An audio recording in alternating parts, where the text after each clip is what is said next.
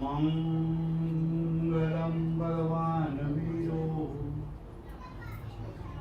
मंगलम गौतमो गणी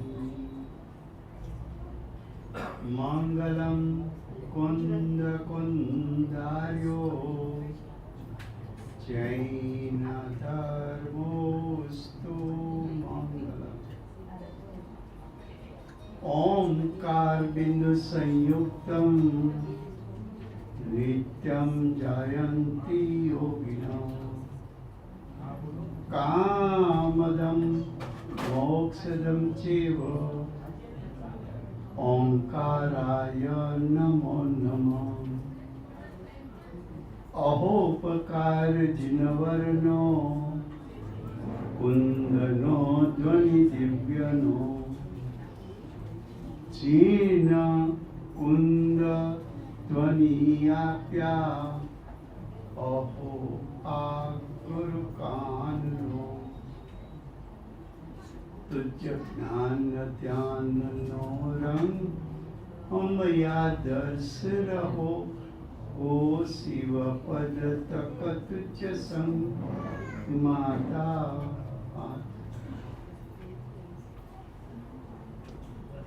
આજનો વિષય છે 6 ડાળા। બધા પોતાના મોબાઈલ હોય ને તો સાયલેન્ટ કરી દે પહેલેથી। મોબાઈલ જેની પાસે હોય મોબાઈલ સાયલેન્ટ કરી દે બધા।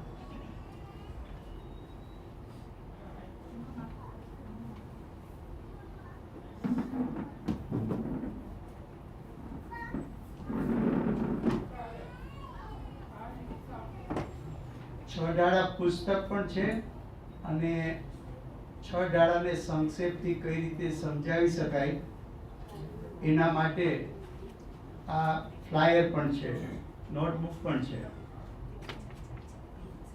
કદાચ નોટબુક ઓછી હોય તો બે વચ્ચે એક રાખે તો સમજવાનું સહેલું પડશે।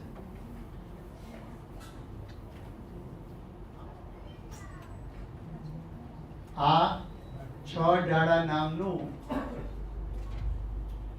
એક અધ્યાત્મ શાસ્ત્ર છે।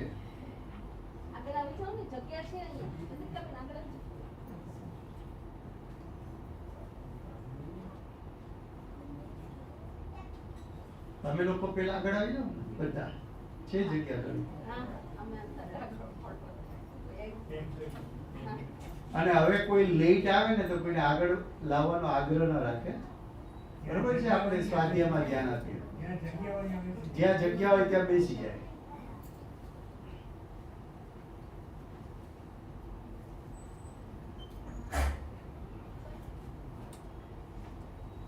આ 6 ડાળા નામનું અધ્યાત્મ શાસ્ત્ર છે। આ શાસ્ત્રની રચના પંડિત દોલતરામજીએ કરી છે। पंडित दौलतराम जी सम्यक दृष्टि છે, सम्यक જ્ઞાની છે, આત્માના અનુભવી છે। આપણે કોઈ પણ શાસ્ત્રનો અભ્યાસ કરીએ તો કયા શાસ્ત્રનો અભ્યાસ કરવો એનો આપણને વિવેક હોવો જોઈએ કે જ્ઞાની દ્વારા રચાયેલું શાસ્ત્ર હોય તો જેને શાસ્ત્ર કહેવાય। જેને આત્માનો અનુભવ હોય અને અનુભવપૂર્વક શાસ્ત્ર રચના કરી હોય તો જેને શાસ્ત્ર કહેવાય। આ શાસ્ત્ર પંડિત એટલે કે સમ્યક દ્રષ્ટિ દોલતરામજીએ એની રચના કરી છે। દોલતરામજી જ્ઞાની પણ છે, કવિ પણ છે, અધ્યાત્મના પ્રેમી પણ છે અને એમને આ શાસ્ત્રની રચના એકદમ ન્યાયથી લોજિકલ કરી છે। કોઈ પણ જીવ એને સમજી શકે। જૈન દર્શનનું કોઈ પણ શાસ્ત્ર સમજવું હોય તો જ્ઞાની કયા સ્ટ્રોંગ લોજિકથી સમજાવે છે જો એનો ખ્યાલ આવે તો આ બધા શાસ્ત્ર સમજવા સહેલા છે। જે શાસ્ત્ર રચના કરાય છે એમાં જ્ઞાની કોઈ પણ શાસ્ત્રની રચના કરે એના 5 વિભાગ હોય છે. કેટલા વિભાગ? 5. બધાને સાથે સાથે હું બોલાવીશ પણ કરો એટલે અહીં ધ્યાન રહે. પહેલું, જ્ઞાની હંમેશા શાસ્ત્ર રચના કરતા પહેલા મંગલાચરણ કરે છે. શું કરે છે? મંગલાચરણ શું કામ કરાય છે એનો આપણને ખ્યાલ હોવો જોઈએ. મંગલાચરણ એટલા માટે કરાય છે કે મંગલાચરણ કરવાથી કસાયો શાંત પડી જાય, અને કસાયો જો શાંત પડે તો વિતરાગ શાસ્ત્રોની રચના થઈ શકે. બીજું, મંગલાચરણ કરવાનું પ્રયોજન એ હોય છે કે આ શાસ્ત્રની અમે રચના કરીએ છીએ એ શાસ્ત્ર નિર્વિઘ્ને પૂર્ણ થાવ એવી અંદર ભાવના હોય છે. ત્રીજી ભાવના એવી હોય છે કે આ શાસ્ત્ર રચના કરતા કરતા અમે અંતર્લીન થઈ જઈએ, આત્માની અનુભૂતિમાં સમાઈ જઈએ, મોક્ષ માર્ગ અને એનું ફળ અમને મોક્ષની પ્રાપ્તિ થાય. અને ચોથું કારણ એવું હોય છે કે આ શાસ્ત્રનો જે અભ્યાસ કરે એ જીવો પણ મોક્ષ માર્ગ અને એનું ફળ મોક્ષની પ્રાપ્તિ કરે. તો સૌથી પહેલું જ્ઞાની શું કરશે શાસ્ત્ર રચનામાં? મંગલાચરણ. મંગલાચરણ કર્યા પછી જ્ઞાની પ્રતિજ્ઞા કરશે. શું કરશે? પ્રતિજ્ઞા કરશે. પ્રતિજ્ઞા એક શબ્દમાં પણ હોઈ શકે, એક વાક્યમાં પણ હોઈ શકે. પણ એ પ્રતિજ્ઞાનો એક શબ્દ કે એક વાક્ય એમાં જ્ઞાની આખે આખું શાસ્ત્ર સંક્ષિપ્તમાં સમાવી દે છે. કેટલા શબ્દમાં? એક શબ્દમાં અથવા એક વાક્યમાં. ખ્યાલ આવે છે? હવે આ પ્રતિજ્ઞા શું છે? તો કે પ્રતિજ્ઞા છે એ ખરેખર એમાં શાસ્ત્રનો સાર ભર્યો છે. એ પ્રતિજ્ઞા આખા શાસ્ત્રનો મધ્યવર્તી વિચાર છે. પ્રતિજ્ઞા એ શાસ્ત્ર શું સિદ્ધ કરવા માંગે છે એ બતાવે છે. પ્રતિજ્ઞા આ શાસ્ત્રનું પ્રયોજન શું છે એ બતાવે છે. પ્રતિજ્ઞા સમજાય તો આખું શાસ્ત્ર સમજાય. પ્રતિજ્ઞા ન સમજાય તો આખું શાસ્ત્ર ન સમજાય.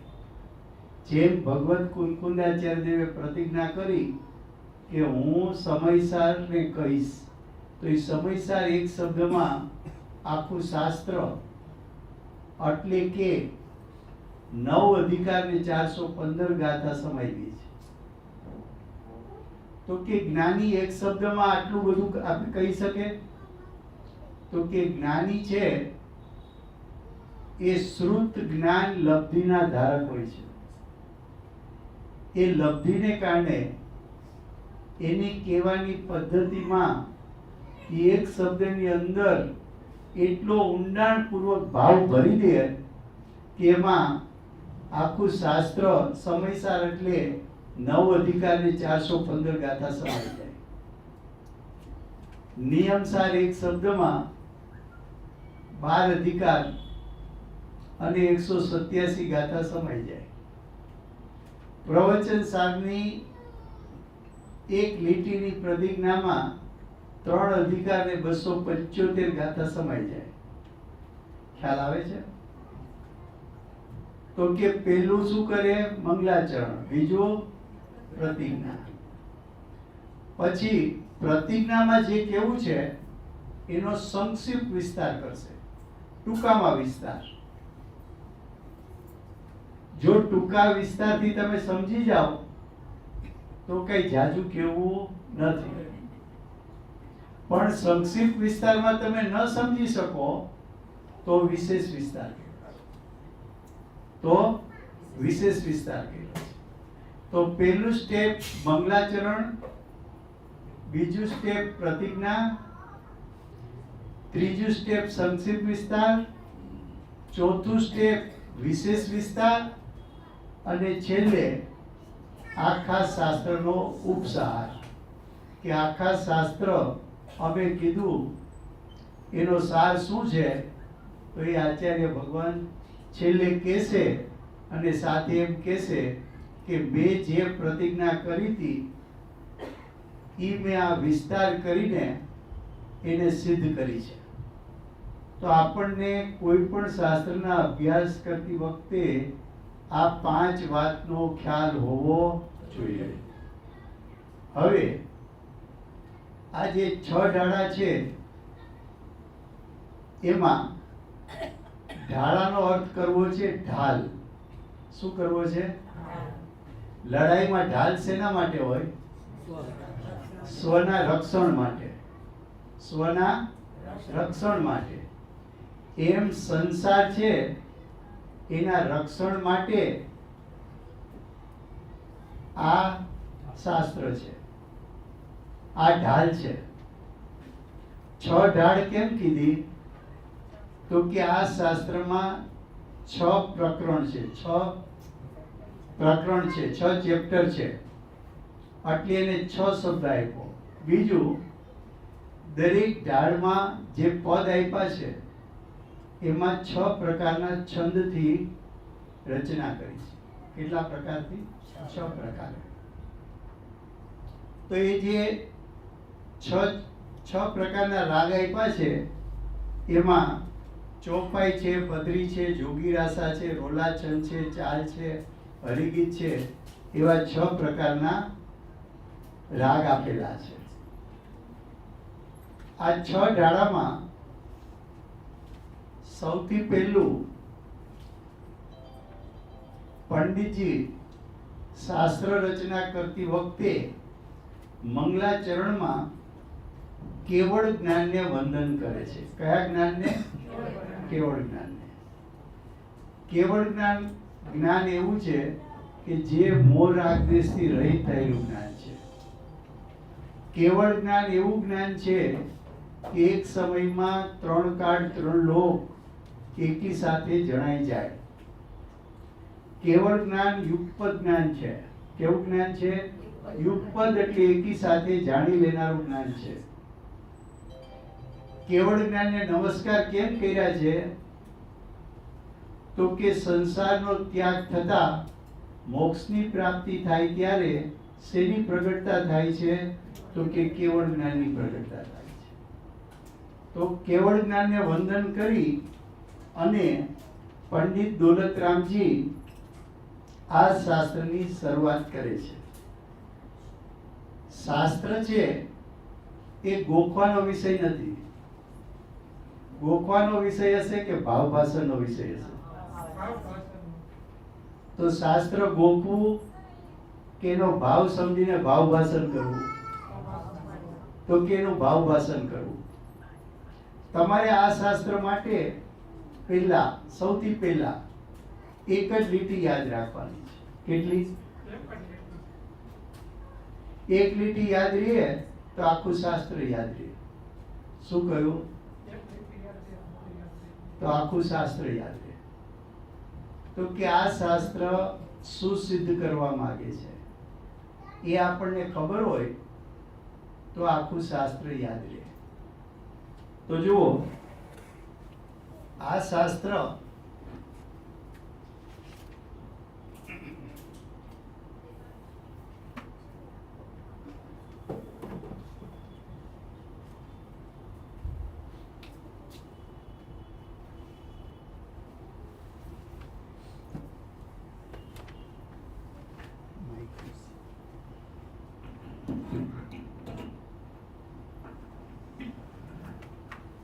શાસ્ત્ર કયું છે? 6 ઢાળા. 6 ઢાળા શાસ્ત્રએ શું સિદ્ધ કરવું છે? શું સિદ્ધ કરવું છે તે સૌથી પહેલા યાદ રાખવાનું. તો કે આ શાસ્ત્રએ સિદ્ધ કરવું છે કે 4 ગતિના જીવો, કેટલી ગતિના જીવો? 4 ગતિના જીવો. 4 ગતિના જીવો કેવા છે? જ્ઞાની કે અજ્ઞાની? અજ્ઞાની. 4 ગતિના જીવો સુખી છે કે દુખી? દુખી છે. તો કે એ દુખી છે. 4 ગતિના જીવો કેવા છે? દુખી છે. અને અરિયન સિદ્ધ પરમાત્મા કેવા છે? દુખી છે કે સુખી? સુખી છે. અરિયંત અને સિદ્ધ પરમાત્મા સુખી છે. આટલી વાત આ શાસ્ત્રે સિદ્ધ કરવી છે. કેટલું સિદ્ધ કરવું છે? પેલા એટલું જ યાદ રાખવાનું કે 4 ગતિના જીવો અને અરિયંત સિદ્ધ સુખી છે. હવે આ સિદ્ધ કરવા માટે 6 અધિકાર ની રચના કરી છે. કેટલા અધિકાર? 6 અધિકાર. આપણે ઘરે લેસન નથી આપતા, ઘરે આપણે ઘણું કામ હોય, અહીંથી લેસન કરીને જવાનું. ખ્યાલ આવે છે? હવે જુઓ, 4 ગતિના જીવો દુખી છે, તો સૌથી પહેલા પ્રકરણમાં 4 ગતિના જીવના દુઃખનું વર્ણન કરશે. શું વર્ણન કરશે? 4 ગતિ ના જીવોનું દુઃખનું વર્ણન. આ પેલો અધિકાર. બરોબર છે? હવે 4 ગતિના જીવો જો દુઃખી હોય તો દુઃખનું કોઈ કારણ હોવું જોઈએ કે ન હોવું જોઈએ? 4 ગતિના જીવો દુઃખી હોય તો દુઃખનું કોઈ કારણ હોવું જોઈએ કે ન હોવું જોઈએ? તો કે બીજા ચેપ્ટરમાં દુઃખના કારણો,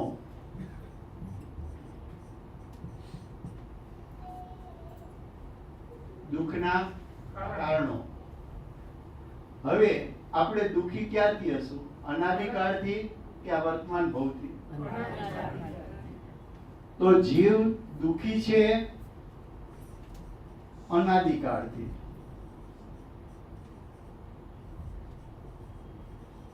અને વર્તમાનમાં દુઃખી છે કે સુખી છે?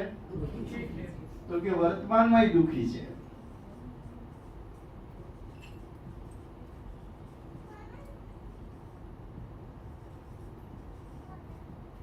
હવે અનાદિકાળથી દુઃખી હોય તો આપણી કોઈ ભૂલ થતી હશે કે નહીં થતી? તો અનાદિકાળની આપણામાં ભૂલ હશે કે નહીં હોય? તો અનાદિકાળથી થતી ભૂલ એને શાસ્ત્ર ભાષામાં અગ્રહિત કહે છે. અગ્રહિત એટલે અનાદિનું ચાલ્યું આવતું, વર્તમાનમાં ગ્રહણ કર્યું છે એમ નહીં, અનાદિની ભૂલ ચાલી આવે. બરોબર છે? હવે ભૂલ કઈ છે? તો કે ભૂલ 3 પ્રકારની કરી છે. કઈ? તો કે અગ્રહિત, મિથ્યા દર્શન, મિથ્યા દર્શન, મિથ્યા જ્ઞાન અને મિથ્યા આચરણ એટલે મિથ્યા ચારિત્ર. અનાદિકાળની 3 પ્રકારની ભૂલ છે. અગ્રહિત મિથ્યા દર્શન, અગ્રહિત મિથ્યા જ્ઞાન, અગ્રહિત મિથ્યા ચારિત્ર. હવે વર્તમાનમાં પણ 3 ભૂલ કરે છે. વર્તમાનમાં જે ગ્રહણ કરેલી ભૂલો છે એને શું કહેવાય? ગ્રહિત. શું કહેવાય? ગ્રહિત એટલે વર્તમાનમાં ગ્રહેલું. ગ્રહિત મિથ્યા દર્શન,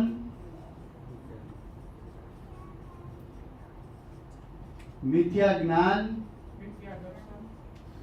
અને મિથ્યા ચારિત્ર.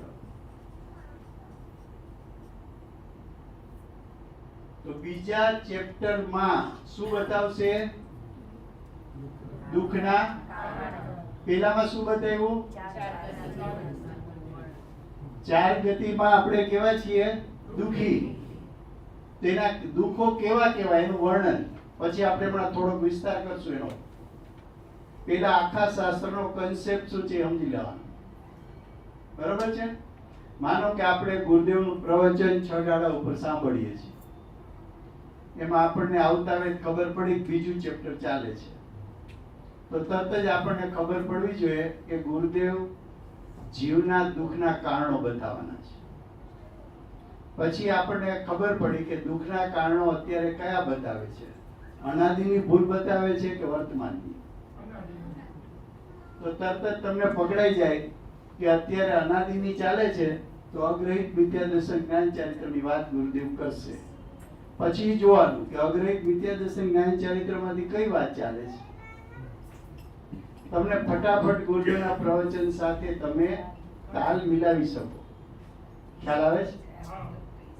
માનો કે પહેલું ચેપ્ટર ચાલે છે, તો તમને ખબર પડી કે 4 ગતિના દુઃખનું વર્ણન ચાલે છે. પછી જોવાનું 4 ગતિમાંથી કઈ ગતિના દુઃખનું વર્ણન અત્યારે ચાલે છે. તિર્યજ ગતિના દુઃખો, મનુષ્ય ગતિના દુઃખો, નરકના દુઃખો કે દેવોના દુઃખો? કોના દુઃખની વાત ચાલે છે? હવે ધ્યાનથી સાંભળજો. હવે પછીનું સ્ટ્રોંગ લોજિક શું હોવું જોઈએ? તો કે 4 ગતિના જીવ દુઃખી છે અને દુઃખના કારણો હોય તો સાચું સુખ હોવું જોઈએ કે ન હોવું જોઈએ? સાચું સુખ હોવું જોઈએ કે ન હોવું જોઈએ? તો કે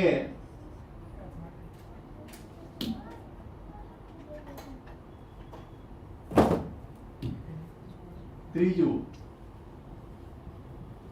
સાચા સુખનું સ્વરૂપ.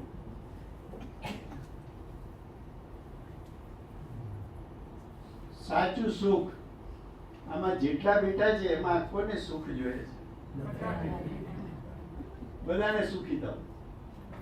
કોઈ એવું છે જેને દુઃખી થવું? પણ સુખ કોને કહેવાય એ ખબર છે? સુખ ક્યાંથી આવે એ ખબર છે?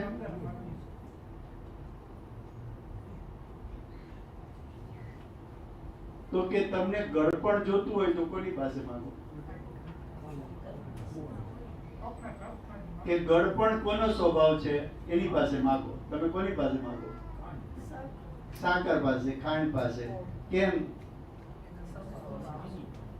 અને જો આપણને વિશ્વાસ કેટલો છે કે 1 ચમચી સાકર નાખીએ તો ચા ગળી થાય કે ન થાય, કે ચાખવી પડે?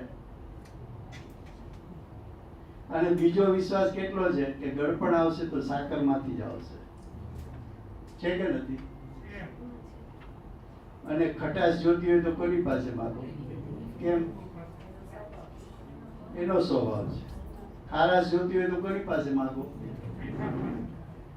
એમ સુખ જોતું હોય તો સુખ કોકનો સ્વભાવ હોવો જોઈએ કે ન હોવો જોઈએ? તો જેની પાસે સુખ સ્વભાવ હોય એની પાસે સુખ મંગાય કે જેની પાસે સુખ ન સ્વભાવ ન હોય એની પાસે મંગાય? તો કે સુખ જેનો સ્વભાવ છે એની પાસે મંગાય તો સુખ કોનો સ્વભાવ હશે? આ જીવનો કે શરીરનો? શરીર બાળી નાખીએ તો કેટલું દુઃખ થાય શરીરને?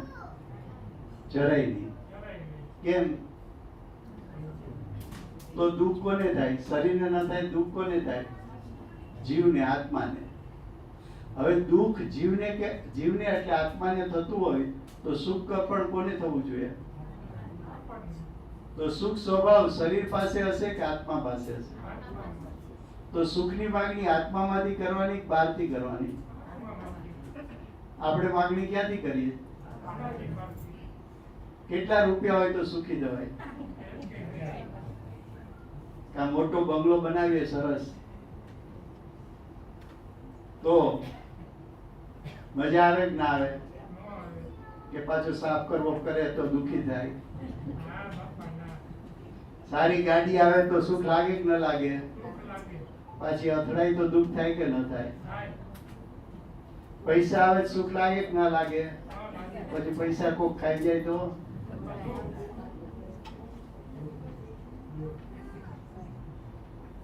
એ સુખ દુઃખ નો ભાવ શેમાં ઉત્પન્ન થયો? મકાનમાં ઉત્પન્ન થયો કે આત્મામાં? પૈસામાં ઉત્પન્ન થયો કે આત્મામાં? તો સુખ દુઃખ નો ભાવ આત્મામાં થાય કે બહાર થાય? તો સુખ આત્મામાંથી આવે કે બહારથી આવે? અને આપણે ક્યાંથી જોઈએ છે? ક્યાંથી જોઈએ છે? બહારથી. બહારમાં સુખ ન હોય તો સુખ આવે ખરું? તો આપણી માંગણી સાચી છે કે ખોટી છે? ખ્યાલ આવે છે? આ સાદી ભાષામાં ચાલે છે એટલે જ ખબર પડે છે. તો કે સાચા સુખનું સ્વરૂપ, સાચું સુખ કોની પાસે છે? આત્મા પાસે. હવે જો સાચું જો દુઃખના કારણો હોય તો સુખના કારણો હોવા જોઈએ કે નહીં? તો ત્રીજા ચેપ્ટરમાં સાચા સુખનું સ્વરૂપ અને સુખના કારણો બતાવશે. શું બતાવશે? સુખના કારણો.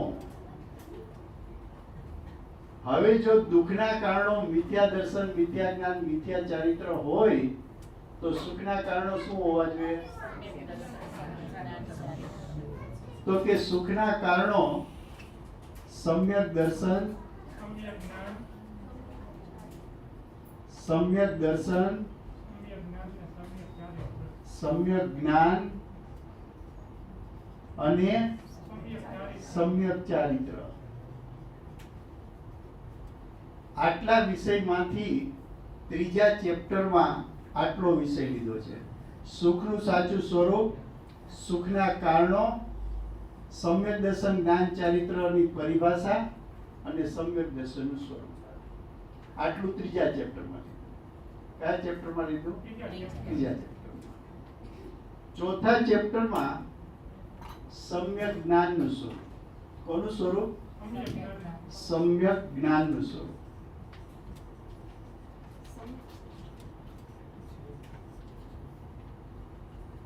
સમ્યક જ્ઞાનનું સ્વરૂપ અને એની સાથે શ્રાવકનું ચારિત્ર, સમ્યક ચારિત્ર. કોનું ચારિત્ર? અને શ્રાવકનું ચારિત્ર.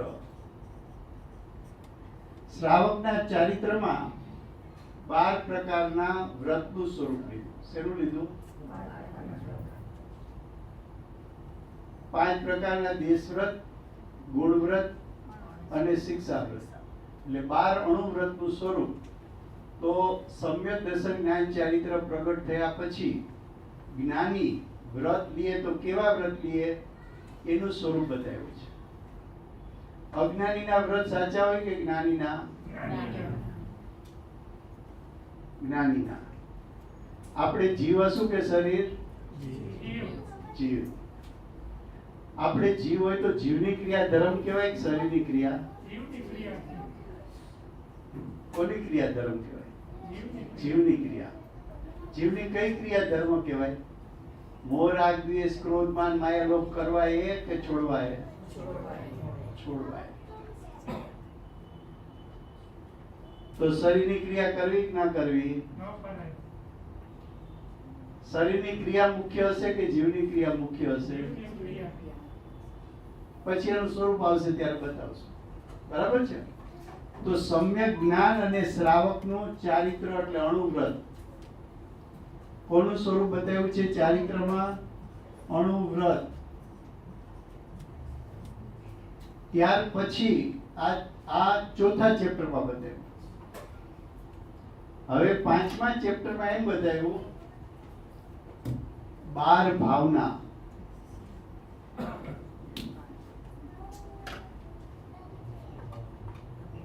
બાર ભાવના. બાર ભાવના કોની બતાવી છે? મુનિરાજની. કોની બતાવી છે? મુનિરાજની બાર ભાવના છે. એને પણ સમ્યક ચારિત્ર કહ્યું છે. એ મુનિનું ચારિત્ર છે. પેલા કોનું ચારિત્ર બતાવ્યું? શ્રાવકનું. હવે કોનું બતાવે છે? મુનિનું.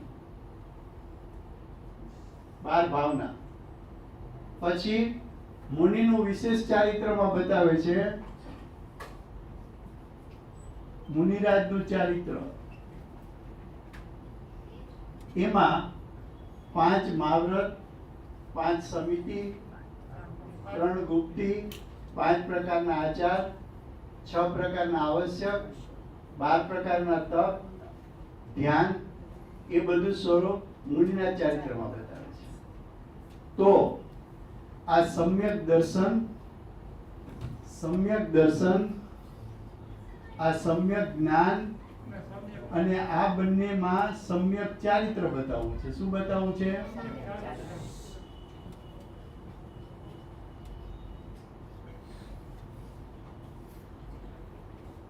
એ જે સમ્યક દર્શન, જ્ઞાન, ચારિત્ર ત્રણેય ભેગા થાય તો એને શું કહેવાય? મોક્ષ માર્ગ. સમ્યક દર્શન, સમ્યક જ્ઞાન, સમ્યક ચારિત્ર ત્રણેય એક સાથે હોય. એ ત્રણની એકતા, કોના ત્રણની એકતા? ત્રણની એકતાને શું કહેવાય? મોક્ષ માર્ગ. મોક્ષ માર્ગનું ફળ શું આવે? ફળ મોક્ષ આવે.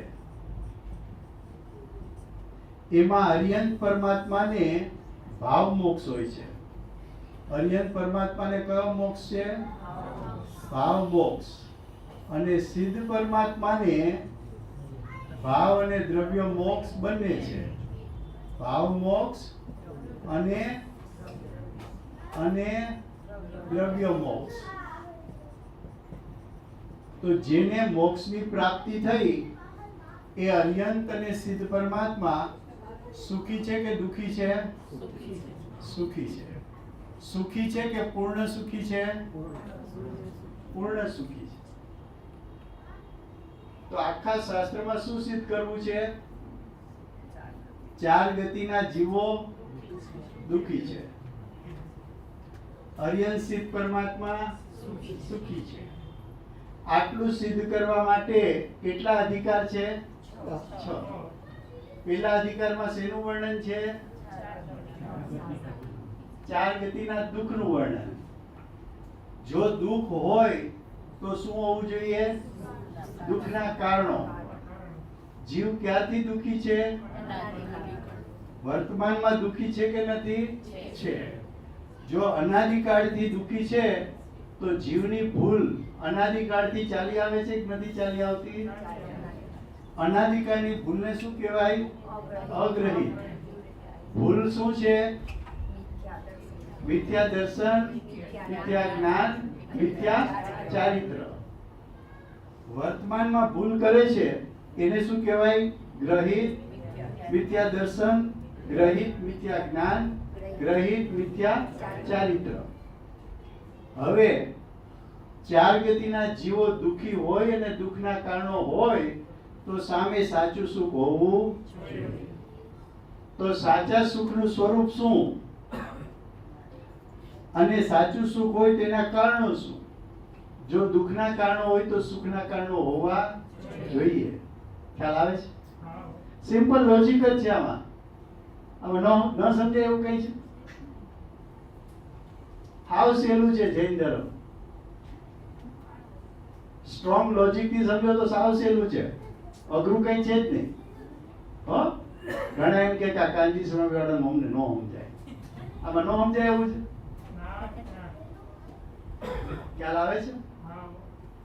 તો જુઓ, સાચા સુખનું સ્વરૂપ તો સમ્યક દર્શન, સમ્યક જ્ઞાન, સમ્યક ચારિત્ર.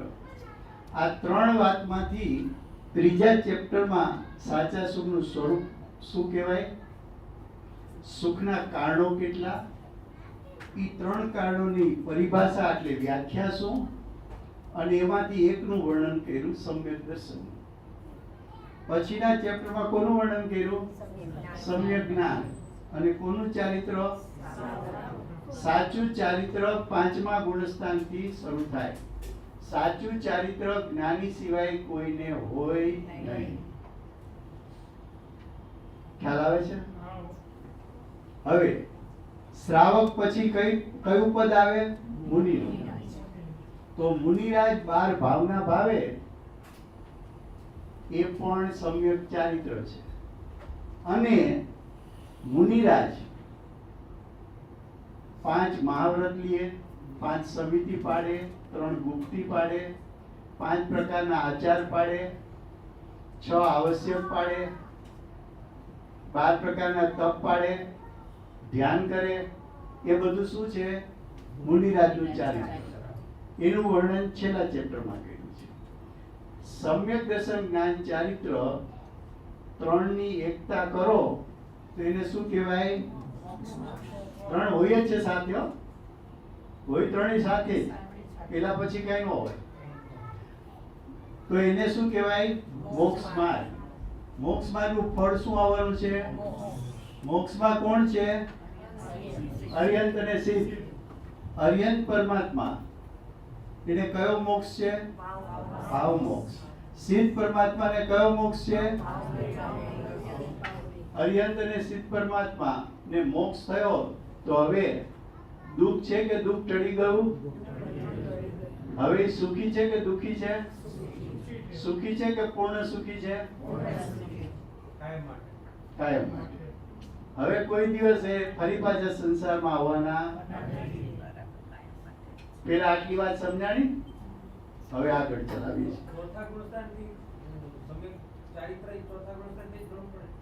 હા, એ આંશિક ચારિત્ર તો સ્વરૂપાચરણ ચારિત્ર પ્રગટ્યું, પણ નિયમ પૂર્વકના વ્રત ક્યાંથી આવે? એટલે સમ્યક ચારિત્ર 5મા ગુણસ્થાને.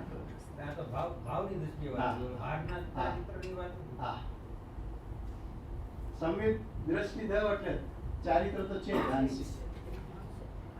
હવે આટલી વસ્તુ કાઢી નાખું છું, અને કોઈને પણ એમાં બુકમાં પણ લખેલું હશે, હેન્ડ રિટન છે એમાં.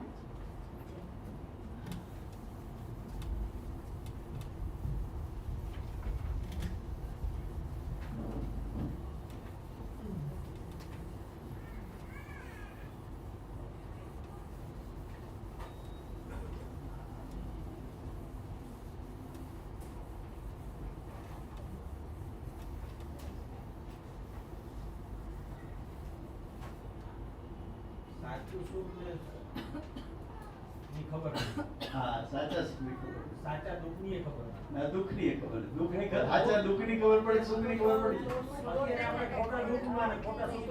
હા, એમ જ છે. હવે 6 ડાળા એનો પ્રથમ અધિકાર.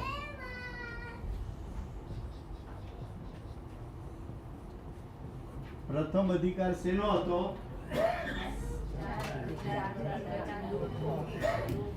4 ગતિના જીવો કેવા છે?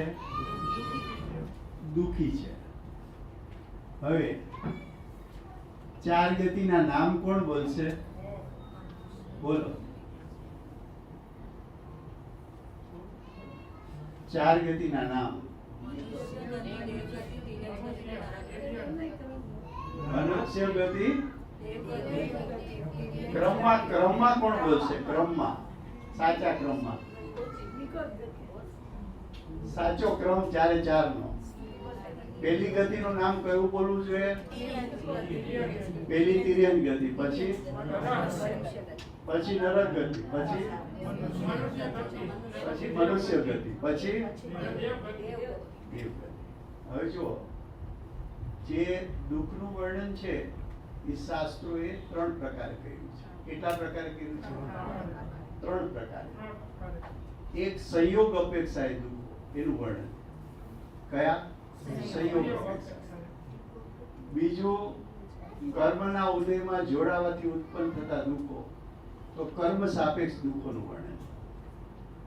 અને ત્રીજું જીવના ભાવથી દુઃખી. જીવ પોતે મોહ રાગ દ્વેષ કરે, ક્રોધ માન માયા લોભ કરે, એને કારણે દુઃખી.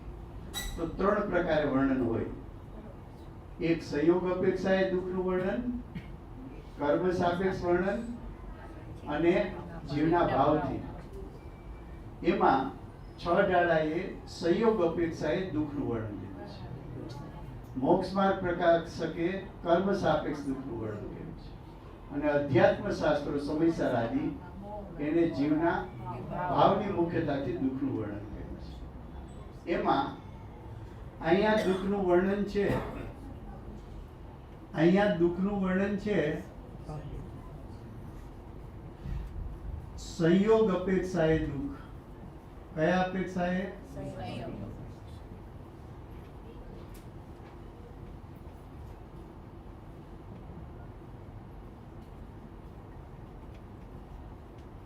હવે પેલા આપણને આખા શાસ્ત્રનો કયો ક્રમ છે 6 અધિકારનો એ ખ્યાલ આવ્યો.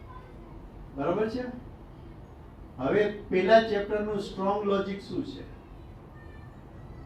તો કે 4 ગતિનું વર્ણન જે કરશે સંયોગ અપેક્ષાએ દુઃખનું, એમાં સૌથી વધુ દુઃખી કોણ? સંયોગ અપેક્ષાએ.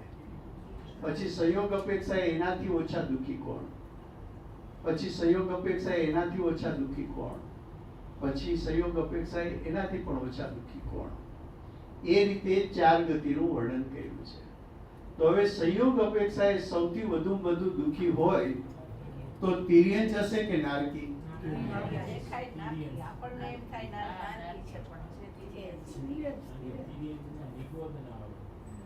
તો કે સંયોગ અપેક્ષાએ સૌથી વધુ દુઃખી તિર્યંચ છે. કોણ છે? તિર્યંચ. તિર્યંચમાં પણ નિગોદના જીવ સૌથી દુઃખી છે. પછી સંયોગ અપેક્ષાએ બીજો ક્રમ આવે નારકી. તો કે તિર્યંચોને વધુ દુઃખી કેમ કીધા? તો કે તિર્યંચોમાં એકેન્દ્રી, બેન્દ્રી, ત્રણેન્દ્રી, ચારેન્દ્રી અને 5 ઇન્દ્રી મન વગરના એ સમ્યક દર્શનની પ્રાપ્તિ કરવાની લાયકાત વાળા નથી. એ સમ્યક દર્શનની પ્રાપ્તિ કરવાને લાયક નથી. પંચેન્દ્રી સંગની હોય તો સમ્યક દર્શન પ્રાપ્ત કરી શકે, પણ નારકી હોય પંચેન્દ્રી સંગની તો એ સમ્યક દર્શન પ્રાપ્ત કરી શકાશે. એ સમ્યક દર્શન આત્માનો અનુભવ કરી શકે.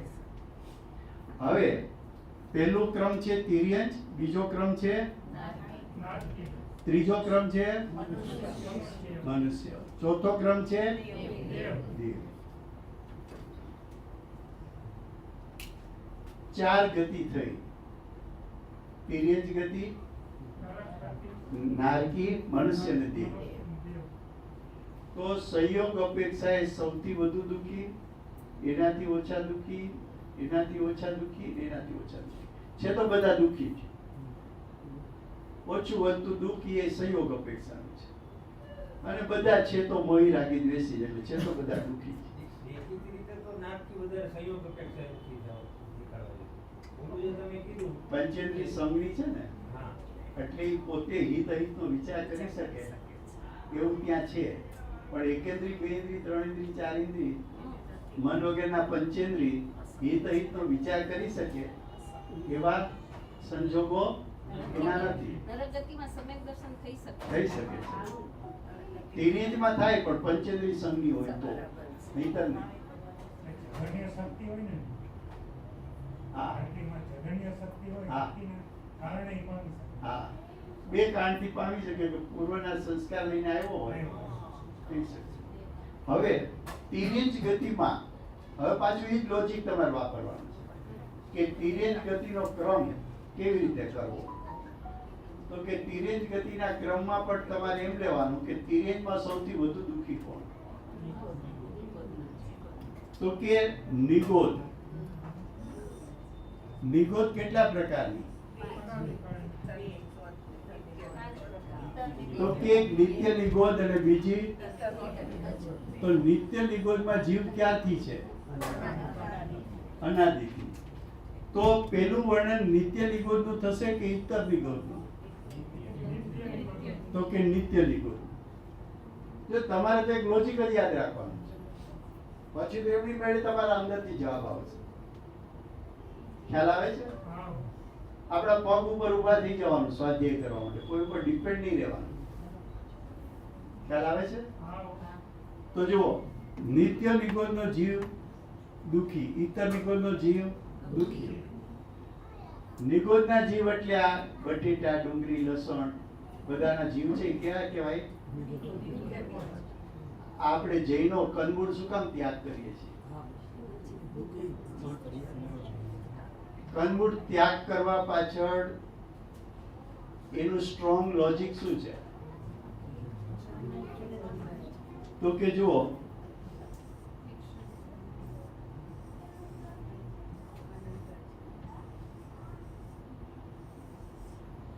તમે જીવ છો કે શરીર છો? જીવ છો કે શરીર? જીવ. ખાવા પીવાની ઈચ્છા જીવ કરે કે શરીર? ઈચ્છા કોણ કરે? જીવ. ખાઈ પીએ કોણ?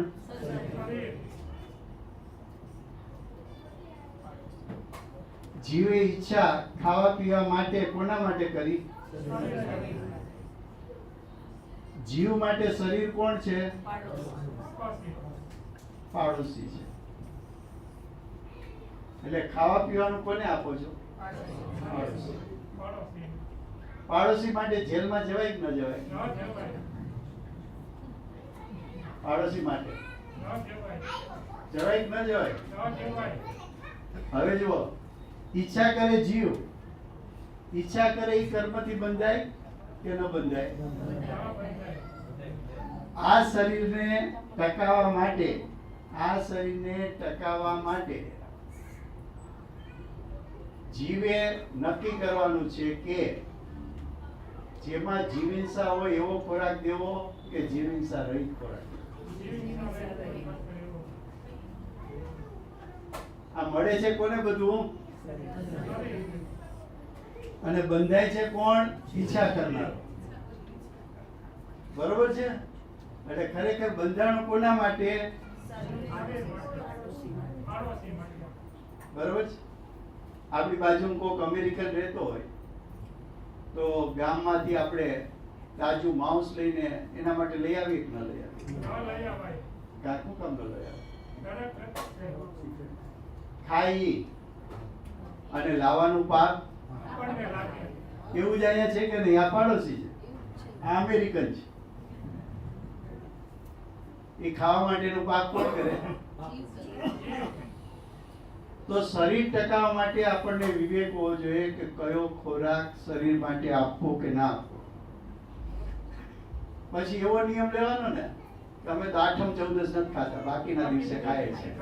એટલે આઠમ ચૌદસે પાપ નહીં કરવાનું, બાકીના દિવસે પાપ કરવાનું. એવું હોય? અચ્છા, ચોમાસાના 4 મહિના નહીં ખાવાના અને 4 મહિના પાપ નહીં કરવાનું, પછી કરવાનું એમ? અમે ઘરમાં નથી ખાતા એટલે ઘરમાં પાપ નહીં કરવાનું, બહાર જઈને કરવાનું. છે કે એમાં લોજિક છે? ખ્યાલ આવે છે? હા, તો હારે હારે શું છે થોડુંક ખ્યાલ રહે એમ. ચાલો આગળ. તિર્યંચ, પછી એકેન્દ્રી. એકેન્દ્રી બે પ્રકારના હોય. બે પ્રકારના એટલે શું?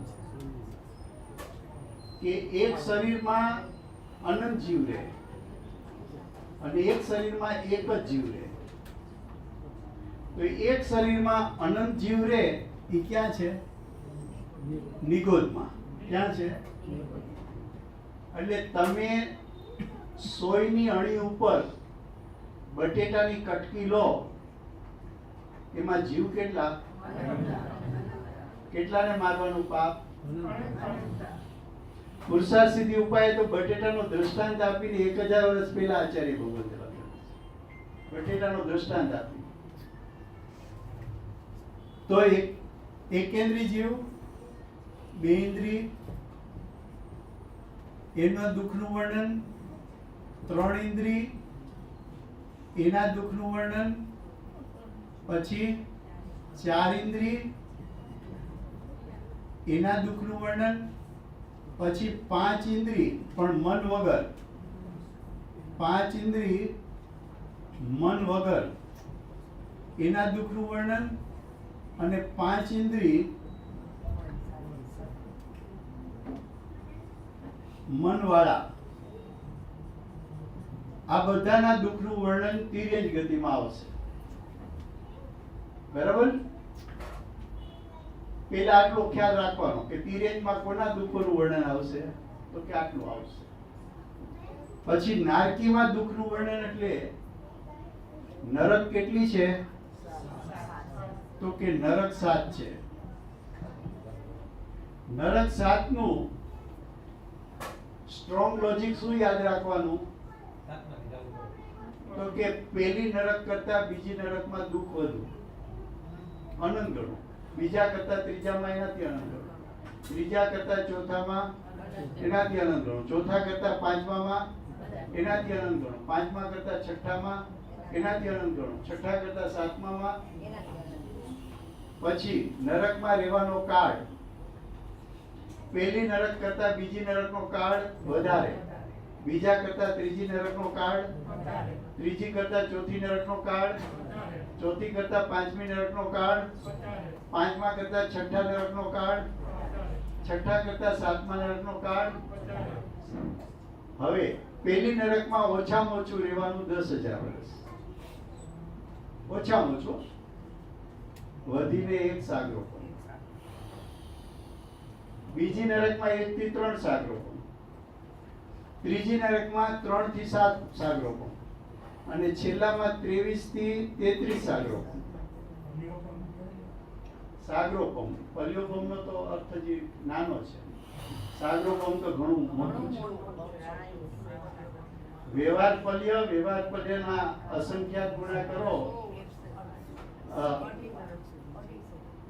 પછી અધોપલ્ય થાય, એટલે ઉદાર પલ્ય થાય, અને એનાથી અસંખ્યાત ગણા ગુણો તો અર્ધપલ્ય થાય. હા, પછી એના 10 ક્રોડા અધોપલ્ય, ત્યારે 1 સાગર થાય. પણ ઈ તો હવે અત્યારે વિષય નથી જાજો. આ તો પેલા આટલું ખાલી આ વિષય જ બતાવે છે કે કઈ રીતે બતાવે છે.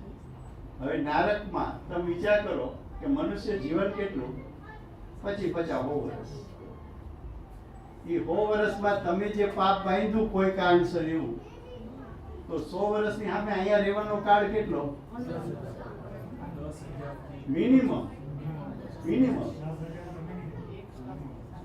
વિચાર કરો, તો અહીંનું 1 વર્ષ સામે વાના કેટલા વર્ષ ગાળવા પડે. એટલે આપણા આ ભગવાન કઈ આપતો હશે કે આપણા ભાવ પ્રમાણે ફળ મળતું હશે? આ ભગવાન નહીં આપતો હોય કે? તો આપણા ભાવ પ્રમાણે ફળ મળે છે. તિર્યંજમાં જવું છે, નારકીમાં જવું છે, મનુષ્યમાં જવું છે, દેવમાં જવું છે, કે 4 ગતિ છોડીને મોક્ષમાં જવું છે.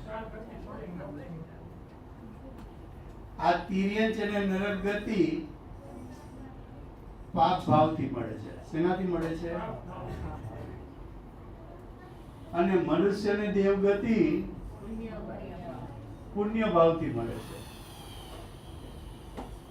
પાપથી પણ ગતિ મળે છે, પુણ્યથી પણ ગતિ જ મળે છે. પણ પુણ્ય પાપ બેયનો ત્યાગ કરે તો બંનેનો ત્યાગ કરે તો શુદ્ધતા પ્રત્યે. શું પ્રત્યે? અને શુદ્ધતાનું ફળ શું આવે? તો કે શુદ્ધતાનું ફળ મોક્ષ માર્ગ અને મોક્ષ આવે. બોલો, શુભ ભાવ કરવા હોય તો અશુભ ભાવ છોડવા પડે કે ન છોડવા પડે? કે અશુભ ભાવ કરતા કરતા શુભ ભાવ થાય એ છોડવા પડે. અને શુદ્ધ ભાવ કરવા હોય તો શુભ અશુભ બે છોડવા પડે કે કરતા કરતા થાય? કે બે છોડવા પડે, બે છોડવા પડે. હવે નરક ગતિમાં નરકના જે ખંડ છે 1 2 3 4 5 6 7 એ અપેક્ષાએ 7 નરકનું વર્ણન કરવામાં આવ્યું છે. બરાબર છે? હા. એનો એક સામાન્ય ન્યાય આપ્યો. હવે મનુષ્ય ગતિમાં દુઃખનું વર્ણન. તો મનુષ્ય ગતિમાં ગર્ભમાં રહેવાનો કાળ એના દુઃખનું વર્ણન, પછી જન્મના દુઃખનું વર્ણન, પછી યુવા અવસ્થા એના દુઃખનું વર્ણન, અને વૃદ્ધાવસ્થા એના દુઃખનું વર્ણન. આટલા પ્રકારે મનુષ્યના જીવનનું દુઃખનું વર્ણન કરે. અને દેવગતિમાં દુઃખનું વર્ણન. તો 4 ગતિના દુઃખનું વર્ણન એ પેલા અધિકારમાં કરશે. કયા અધિકારમાં? પેલા અધિકારમાં કરશે. હવે આ જે સંક્ષિપ્તમાં વાત ચાલે છે, બરોબર છે? વિસ્તારથી તો પાછો આ બધાનો વિસ્તાર કરીએ ત્યારે થાય. હવે બીજા ચેપ્ટરમાં કઈ રીતે કહે છે? દેવગતિમાં કઈ જતા? દેવગતિમાં દેવગતિમાં પણ દરેક દેવોની રિદ્ધિ સિદ્ધિ જુદા પ્રકારની છે. અને પોતા કરતા અધિક જેની પાસે રિદ્ધિ સિદ્ધિ છે એવા દેવો પ્રત્યે ઈર્ષાનો ભાવ એ પણ એને દુઃખનું કારણ છે. દેવોનું પણ મરણ નજીક આવે ત્યારે એને આ ગળામાં રહેલી માળા સુકાય અને એને ખબર પડે કે હું મરણ પામીશ. અને અવધિ જ્ઞાન પોતા પાસે હોય તો અહીંથી ક્યાં જન્મ છે એની પણ એને ખબર પડે. માનો કે દેવ છે મરીને ભૂંડ થવાનો હોય અને વાં બેઠા જોવે કે હવેનો ભાવ શેનો છે, પછી સુખી થતો હશે ને?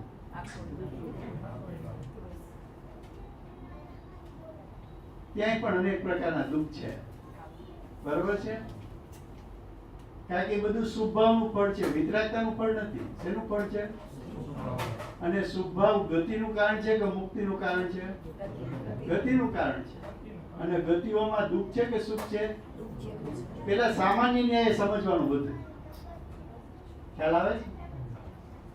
પછી ઊંડા ઉતરવાનું. હવે પ્રથમ અધિકાર પછી બીજો અધિકાર. બીજો અધિકાર, બીજા અધિકારમાં શું છે? દુઃખના કારણો. દુઃખના કારણો 2 પ્રકારના. એક અનાદિની ભૂલ. એક ભૂલ કઈ છે? બીજી ભૂલ કઈ છે?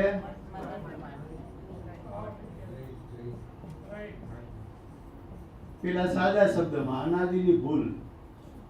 અને અનાદિની ભૂલને શાસ્ત્ર ભાષામાં શું કહેવાય? અગ્રહી. વર્તમાન ભૂલને શું કહેવાય? ગ્રહી. ભૂલના પ્રકાર કેટલા? પેલા 2 કહેવાય ગયા, હવે 3. મિથ્યા દર્શન. મિથ્યા દર્શન એટલે આપણા ઊંધા અભિપ્રાયો. પેલા આટલું સ્વીકારવાનું કે આપણા ઊંધા અભિપ્રાયો. મિથ્યા જ્ઞાન એટલે આપણું જ્ઞાન વિવેક રહિતનું છે. કયો વિવેક કરવો એ પછી કહેશું. મિથ્યા જ્ઞાન એટલે વિવેક વગરનું આપણું જ્ઞાન. મિથ્યા ચારિત્ર એટલે વિપરીત આચરણ. મિથ્યા ચારિત્ર એટલે વિપરીત આચરણ. પછી આચરણ કોને કેવું એ કહેશું. એમ વર્તમાનમાં પણ કઈ ભૂલ છે? મિથ્યા દર્શન. મિથ્યા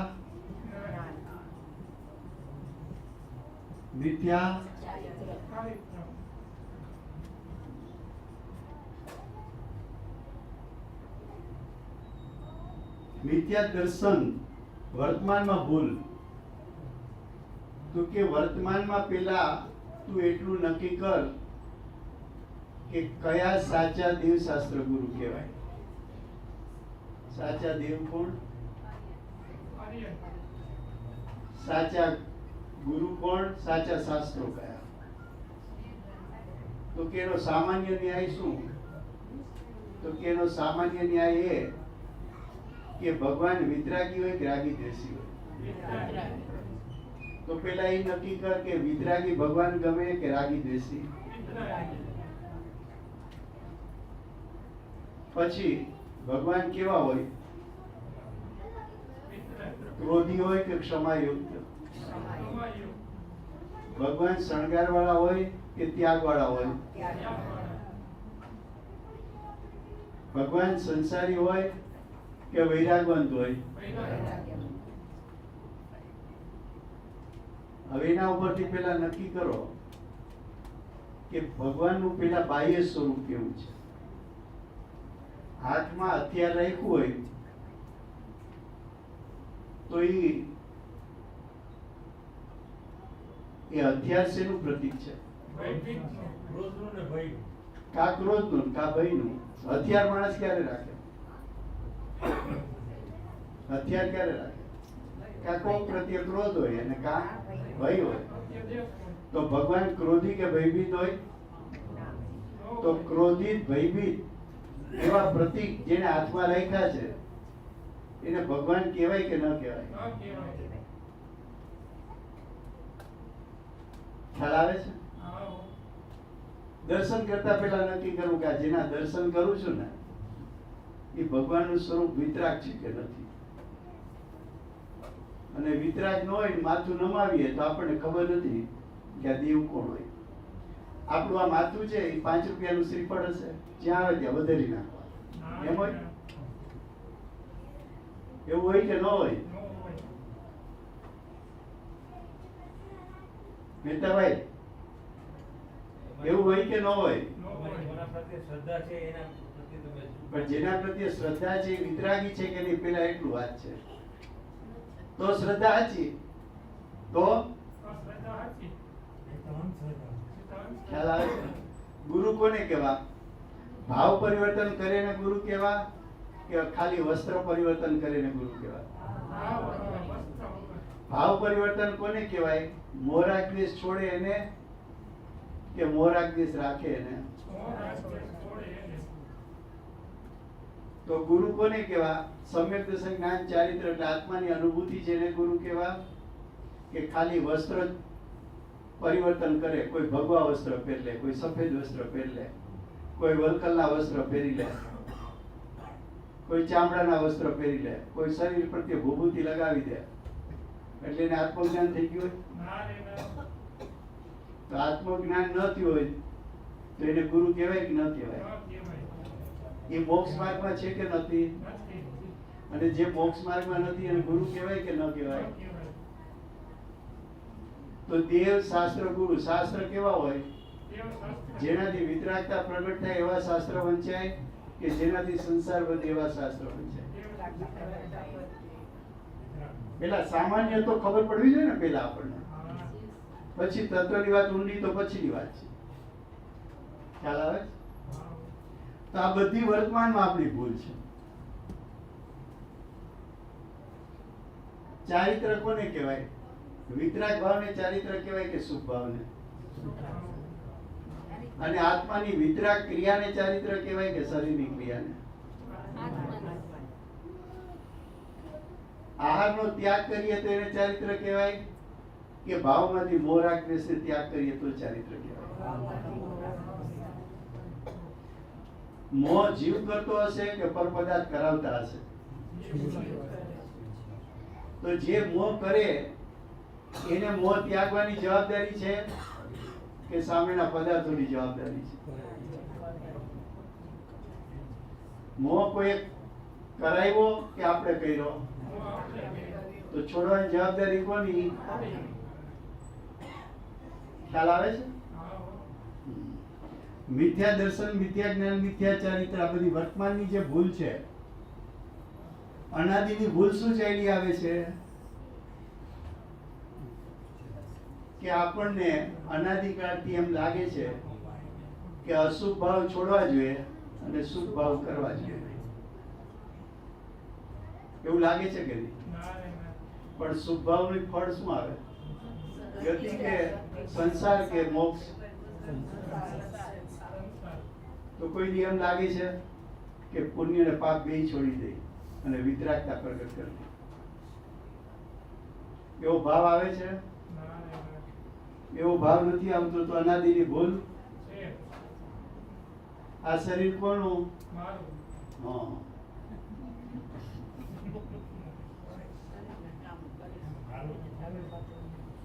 એવું ક્યારથી ચાલ્યું આવતું હશે?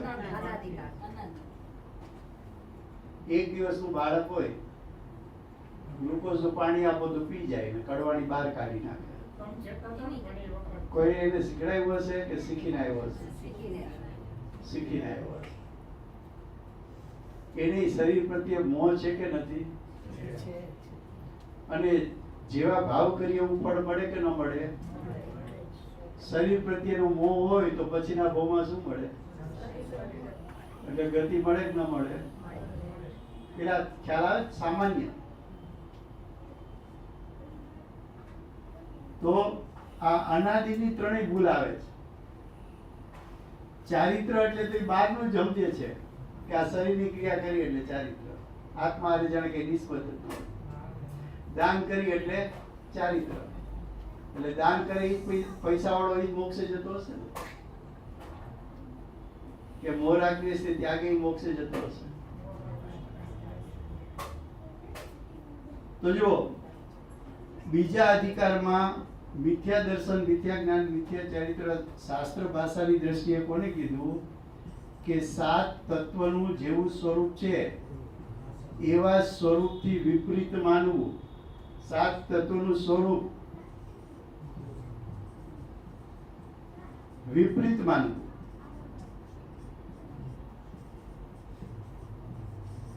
એ મિથ્યા દર્શન છે. એ સંબંધીનું જ્ઞાન એ મિથ્યા જ્ઞાન છે. અને એવું વિપરીત આચરણ કરવું એ મિથ્યા ચારિત્ર છે. બરાબર છે? અને અહીંયા કુદેવ કુગુરુ કુજ્ઞાન કુદેવ કુગુરુ અને કુશાસ્ત્ર એને માનવા એ મિથ્યા દર્શન. એ સંબંધીનું જ્ઞાન મિથ્યા જ્ઞાન અને એને અનુરૂપ આચરણ મિથ્યા ચારિત્ર. આ બધા સંસારના કારણ છે. દુઃખના કારણ એટલે શું? ચાર ગતિમાં રખડવાના કારણ. ચાર ગતિમાં રખડવાના કારણ.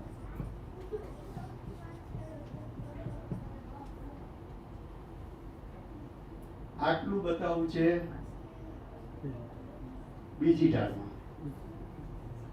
પછીનો વિસ્તાર તો જ્યારે આખો વિષય લઈએ ત્યારે થાય.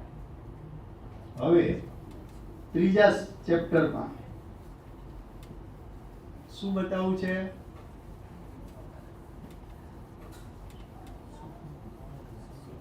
શું બતાવું ત્રીજામાં?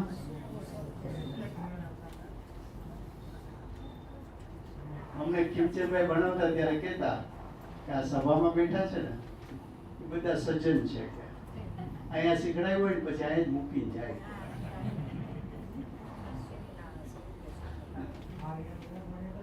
હા, સાચા સુખનું સ્વરૂપ. અધિકાર કયો છે? ત્રીજો. ત્યાં શું બતાવું છે? સાચા સુખનું સ્વરૂપ. પછી સાચા સુખના સ્વરૂપના કારણો.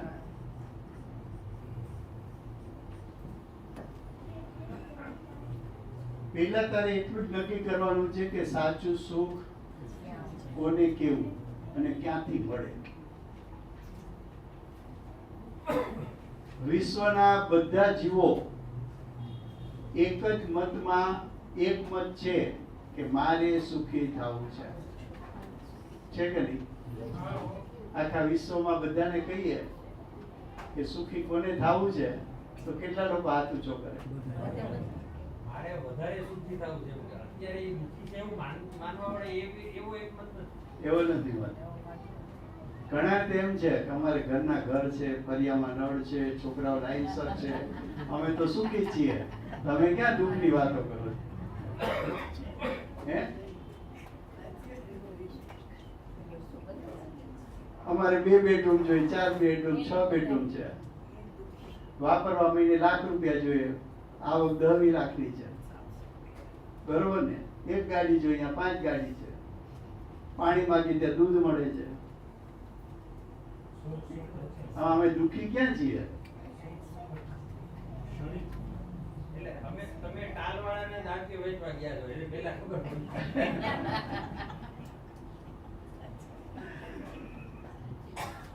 તો ખાલી સુખ માટે તમારે એક જ નિર્ણય કરવાનો છે કે સુખ જેનો સ્વભાવ હોય ત્યાંથી સુખ આવે, કે સુખ જેનો સ્વભાવ નથી ત્યાંથી સુખ આવે. અમારે શિકાગોમાં એક કન્વેન્શન હતું. કન્વેન્શનમાં સબ્જેક્ટ એવો હતો કે નવા મિલેનિયમ વર્ષમાં શું કરવું જોઈએ. એના ઉપર 25 પ્રવચનકારોએ માત્ર 5 મિનિટમાં બોલવાનું. કેટલી મિનિટમાં? વિષય કયો?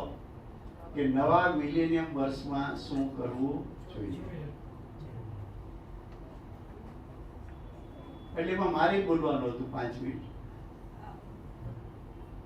એટલે મેં કીધું કે આપણે નવા મિલેનિયમ વર્ષમાં શોધી કાઢીએ કે સાચું સુખ ક્યાંથી મળે. કરવાનું તો ઈ જ છે ને, બીજું શું કરવાનું? ખ્યાલ આવે છે?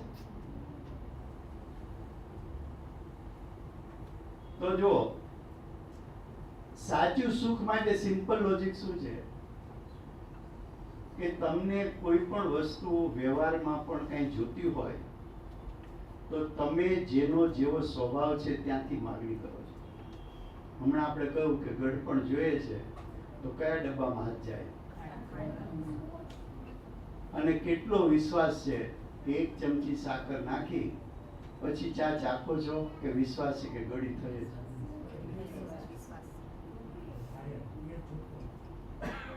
અચ્છા, સાકરનું ગળપણ છે એ અત્યારે સાકર ગળી છે, 100 વર્ષ પહેલા કેવી હશે? 100 વર્ષ પછી કેમ? અને એનો સ્વભાવ સાકરથી છૂટી શકે? એ સ્વભાવ એનો ત્રિકાળ છે. અને એ સ્વભાવ સિવાયનું કાર્ય આપી શકે? ગળપણ સિવાય કે કાર્ય આપી શકે? એ કેટલો વિશ્વાસ છે? બરોબર છે? એમ સાચું સુખ જો જોઈએ છે તો સુખ કોકનો તો સ્વભાવ હોવો જોઈએ કે ન હોવો જોઈએ? અને એ સ્વભાવ ત્રિકાળ હોવો જોઈએ કે ન હોવો જોઈએ? અને એનો જો સ્વભાવ ત્રિકાળ સુખ હોય તેમાંથી સુખ આવી શકે કે ના આવી શકે? અને એ દ્રવ્ય સુખ સ્વભાવને છોડી શકે? તમને ગળપણ જોતું હોય તો સાકરમાં ઇન્જેક્શન મારવું અને ગળપણ ખેંચી લો, એવું થાય કે ન થાય? ન થાય? ખ્યાલ આવે છે? તો હવે નક્કી કરો કે સાચું સુખ છે ક્યાં? તો કે અમને સાચા સુખનું તો વેદન કોઈ દી થયું નથી. તો કે સાચા સુખનું વેદન ન થયું હોય તો કાંઈ નહીં, દુઃખનું વેદન થયું છે કે નહીં? તને ક્રોધ થયો તો આકુળતા થઈ કે ન થઈ? આકુળતા સુખ છે કે દુઃખ છે? અને એટલું વેદન તને પોતાને થઈ રહ્યું છે કે નથી થઈ રહ્યું? એ શરીરને વેદન થાય છે કે જીવને વેદન થાય છે? હવે જો આકુળતા જીવની સત્તામાં થતી હોય તો આકુળતા ટળવાથી શું પ્રગટ થાય? તો એ ક્યાંથી આવે? તો સુખ આત્માનો સ્વભાવ હોય કે શરીરનો? સુખ સ્વભાવ જમીન મકાનનો હોય કે આત્માનો? સુખ સ્વભાવ રૂપિયાનો હોય કે આત્માનો? સુખ સ્વભાવ ખોરાકનો હોય કે આત્માનો? તને જેમાં સુખ લાગે એ બધા વિશે જોઈ લે કે ભાઈ કેમાં સુખ સ્વભાવ છે કે. તો કે સાચું સુખ છે એ આત્માનો સ્વભાવ છે ને સાચું સુખ આત્મા સિવાય બીજે ક્યાંયથી આવી શકે નહીં. હવે એ સાચા સુખનું સ્વરૂપ, પછી એના કારણો. કારણો કયા છે? સમ્યક દર્શન એટલે આત્માના સ્વભાવનું શ્રદ્ધાન, મારા આત્માનું સ્વરૂપ કેવું છે. સમ્યક જ્ઞાન એટલે મારા આત્માનું સ્વરૂપ કેવું છે એનું જ્ઞાન થવું. અને સમ્યક ચારિત્ર એટલે આત્માના સ્વભાવમાં સ્થિરતા કરવી, આત્માનું ધ્યાન કરવું, એ સમ્યક ચારિત્ર છે. તો સમ્યક દર્શન, સમ્યક જ્ઞાન, સમ્યક ચારિત્રનું સ્વરૂપ અને સાચા સુખનું સ્વરૂપ, એમાં સમ્યક દર્શનની વ્યાખ્યા, સમ્યક જ્ઞાનની વ્યાખ્યા, સમ્યક ચારિત્રની વ્યાખ્યા, એ બધું ત્રીજા અધિકારમાં આપ્યું છે. અને પછી ત્રણમાંથી સમ્યક દર્શનનું વર્ણન એ પણ ત્રીજા અધિકારમાં કર્યું છે.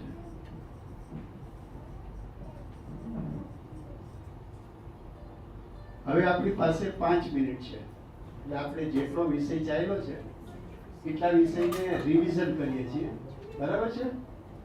હું પ્રશ્ન કરીશ ને તમારે જવાબ આપવાના છે.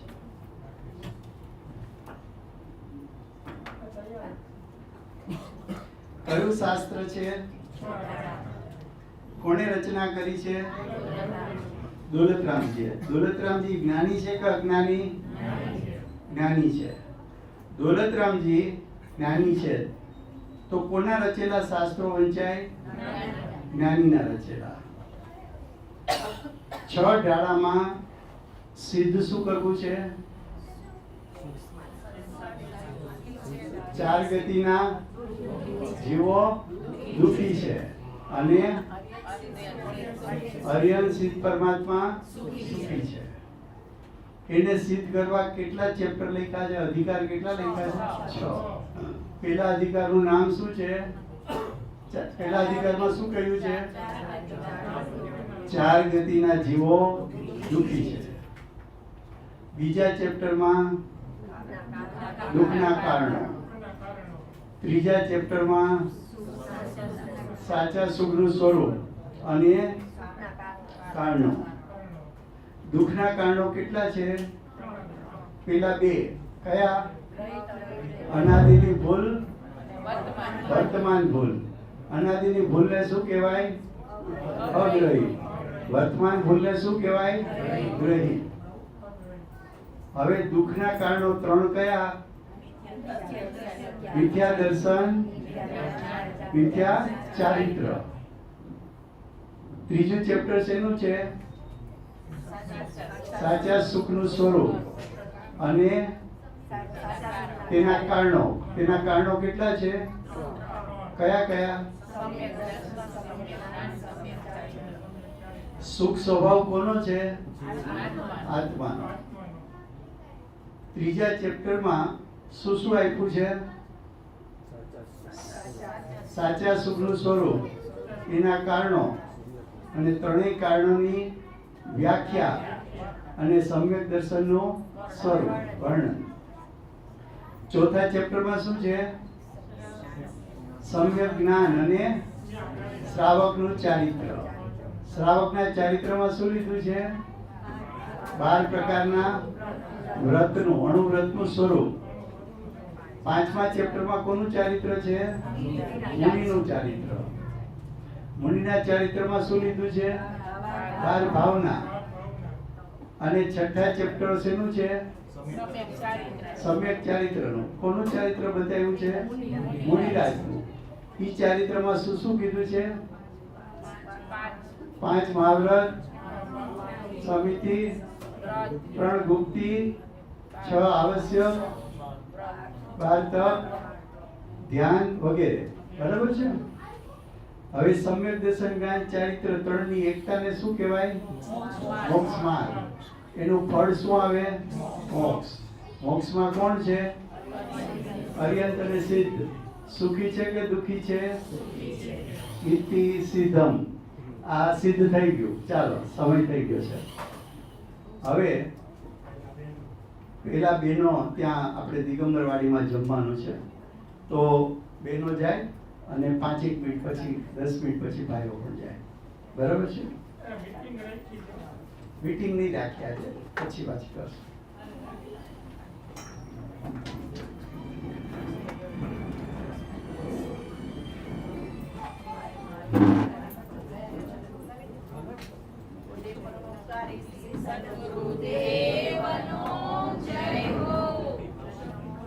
ભગવતી માતનો જય, જીનવાણી માતનો જય, પરમ દિગંબર જય.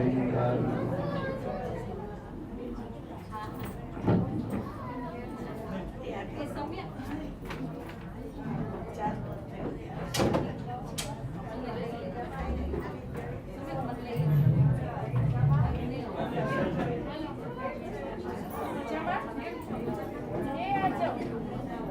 ચાલુ કે બંધ?